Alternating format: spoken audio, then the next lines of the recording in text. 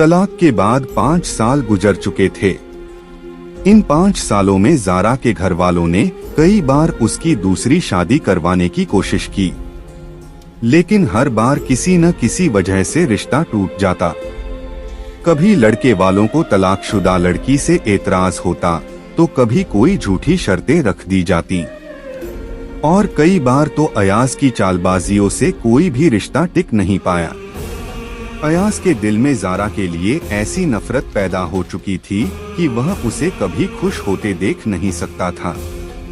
अगर शादी के फौरन बाद वो उसे छोड़कर चली जाती तो उसकी बदनामी नहीं होती, मंसूर शेख को शहर ना छोड़ना पड़ता। अपनी गलतियां उसे कभी नजर ही नहीं आई। खुदगर्जी और मक्कारी की मिसाल था वो। मासूम ज़ारा की जिंदगी जैसे एक खिलौना थी उसके लिए। उसके लिए आए हर रिश्ते को उसने तुड़वा दिया था। ज़ारा ने शुरू में इनकार किया था, मगर जब परिवार का दबाव बढ़ा तो उसने चुपचाप हामी भर दी। मगर किस्मत जैसे हर बार उसके सामने दीवार खड़ी कर देती। अयाज अपनी जिंदगी में बहुत आगे बढ़ चुका था। उसका एक बेटा था, उसका घर बस चुका था। लोग उसके किए भूलकर उसकी दौलत और शोहरत के आगे सलामी भरते थे। ज़ारा अक्सर सोचती, क्या जुल्म की कोई सजा नहीं होती? मैंने क्या गुनाह किया था? क्यों मैं ही दर्द सहने के लिए रह गई और वो अपनी नई जिंदगी में खुश है? वह थक चुकी थी। उसकी आंखों में अब आंसू से ज्यादा मायूसी थी। एक दिन ज़ारा उसी पुराने रास्ते से गुजर रही थी जहां कभी उसने पहली बार फहीम की आवाज सुनी थी। उसकी चाल भारी थी, चेहरा थका हुआ। अचानक सामने अयाज आकर खड़ा हो गया। उसकी आंखों में वही घमंड, वही जहर भरी मुस्कान थी। अयाज ने बोलना शुरू किया, तो ज़ारा, देख लिया ना, मुझे छोड़कर तूने क्या पाया? मैं तो खुश हूँ, मेरी बीवी है, मेरा बच्चा है, और तू अब भी अकेली। शायद सच में तू मनहूस है। तुझे याद है मैंने तुझसे कई बार कहा था कि तू किसी के प्यार के लायक है ही नहीं। क्या है तुझ में जो मैं तुझसे मोहब्बत करता? तू मेरी वहीदा के आगे कुछ भी नहीं है। खूबसूरती और नजाकत की मल्लिका है वो, और तू ऐसा लगता है मनहूसियत की मिसाल है। अब यूं ही भटकती रहना अकेली। तेरी वजह से मेरे अब्बू ये शहर ही छोड़कर चले गए। तुझे क्या लगा था तलाक लेके तू बच गई? नहीं, मैं तुझे ऐसी जाने नहीं दूंगा, बदला लूंगा। तुझसे अगर रास्ते पर भीख न मंगवाई तो मेरा नाम भी अयाज शेख नहीं। ये शब्द तीर की तरह ज़ारा के दिल में चुभे। उसकी आंखों से आंसू बह निकले। उसका दिल भर आया। वो सारी मजबूरियां, सारा दर्द और सारी खामोशी अचानक उसकी रूह को तोड़ने लगी। उसने आसमान की ओर देखा और टूटे हुए लहजे में कहा, भीम कहाँ हो तुम? आ जाओ, खुदा के लिए आ जाओ। मैं अब और नहीं सह सकती फहीम, मुझे बचा लो। ये पुकार सुनते ही चारों तरफ जैसे सन्नाटा छा गया। ठंडी हवा तेज हो गई। आसमान पर काले बादल घिर आए, और फिर अचानक नूर के एक तेज सैलाब की तरह एक सफेद रंग की बड़ी ही आलीशान गाड़ी वहां आई। उसमें से वही शख्स उतरा, फहीम। एक बेहद अमीर घर का बेहद रईस आदमी। वही चेहरा, वही नूर, लेकिन उसकी आंखों में आग भी थी और मोहब्बत भी। वो सीधे ज़ारा के पास आया और उसके कांपते हाथों को थाम लिया। ज़ारा ने पहली बार इतने सालों बाद उसके स्पर्श को महसूस किया। उसकी आंखें आंसुओं से भर गईं, लेकिन इन आंसुओं में अब डर नहीं था, बल्कि सुकून था। फहीम ने अयाज की तरफ देखा। उसकी नूरानी मौजूदगी से अयाज के चेहरे का घमंड उड़ गया। उसका चेहरा सफेद पड़ गया। उसकी आंखों में कई सारे सवाल उतर आए। फहीम अपनी गहरी आवाज में बोला, तूने मेरी मोहब्बत को रुलाया, इस मासूम रूह पर जुल्म ढाया। अब तेरी हर बात का हिसाब होगा।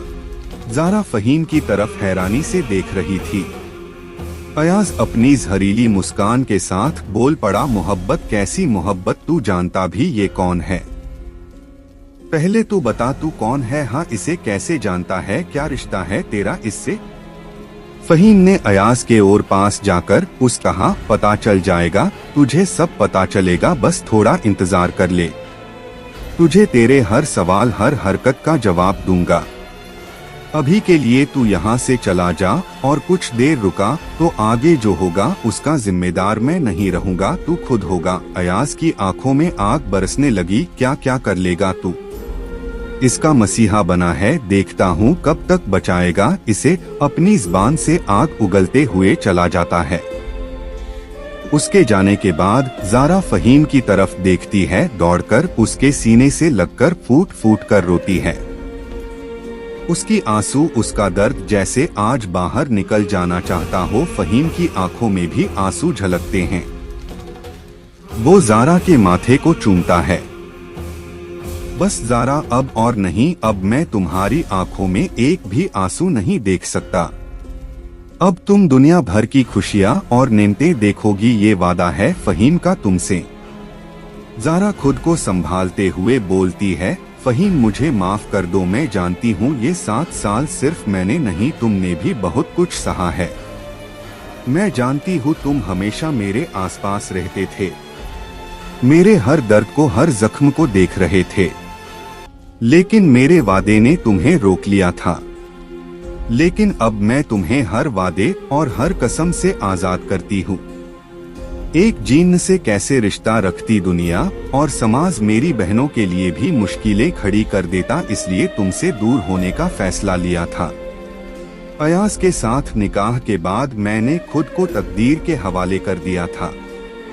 अयाज के साथ हमेशा वफादार रही, निकाह के पाक रिश्ते को हमेशा पूरी ईमानदारी से निभाया था। तुम्हारी मोहब्बत मेरे दिल में एक खूबसूरत याद बन चुकी थी। तुम एक नूर थी मेरे लिए।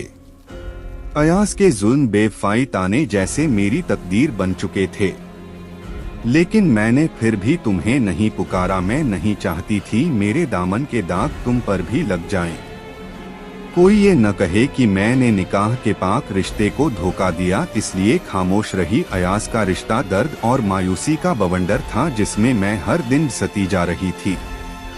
लेकिन खुदा को आखिरकार मुझ पर रहम आ गया। मुझे उस जल्लाद से तलाक मिला, लेकिन उसके बाद भी उसका दिल नहीं भरा। आज जो उसने कहा, क्या मैं इसी लायक हूँ? एक वक्त में मैंने तुम्हें खो दिया और अयाज के हाथ का बस एक खिलौना बनके रह गई थी। आज अगर तुम नहीं आते तो ये ज़ारा मायूसी और अपमान के जहर से मर ही जाती। फ़हीम उसकी बात को पूरा होने नहीं देता, अपनी उंगली को उसके होठों पर रख देता है। बस अब नहीं, अब तुम कभी भी अपनी पुरानी यादों को दोबारा याद नहीं करोगी। आज और अभी से तुम्हारा मुस्तकबिल मुझसे जुड़ चुका है। आज से तुम्हारा हर लम्हा मेरी जिम्मेदारी है ज़ारा। ज़ारा के माथे पर लकीरें आ जाती हैं, लेकिन फ़हीम, अब मैं तुम्हारे लायक नहीं हूँ। अयाज से निकाह हुआ था मेरा और उसका मुझ पर हक था। मैं कैसे तुम्हें बताऊं? ज़ारा, तुम अब कुछ मत कहो, ये बातें मेरे लिए कोई मायने नहीं रखती। मोहब्बत अगर जिस्मानी ज़रूरतों पर ही परखी जाए तो मोहब्बत नहीं, सिर्फ ज़रूरत बन जाती है। हमारा रिश्ता रूहानी है, हमारा इश्क रूहानी इश्क है। इसकी पाकीज़गी पर शक न करो। क्या तुम मुझे इतना ही समझ पाई हो ज़ारा? एक जीन के लिए उसका वादा सबसे ऊपर होता है। सिर्फ अपने वादे की वजह से खामोश था, लेकिन अब और नहीं। चलो अपने आंसू पोंछो और घर जाओ। मैं हमेशा तुम्हारे साथ ही रहूंगा। ज़ारा अपने घर चली जाती है।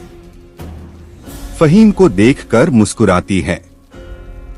फ़हीम की वापसी ज़ारा की जिंदगी को कैसे बदलती है? क्या अयाज खामोश हो जाता है या फिर कोई नई चाल चलता है? देखने के लिए हमारे साथ बने रहिए रूहानी इश्क के अगले सफर में। हमारे इस चैनल को सब्सक्राइब कीजिए। आपका एक लाइक और एक सब्सक्राइब हमारे लिए अनमोल है।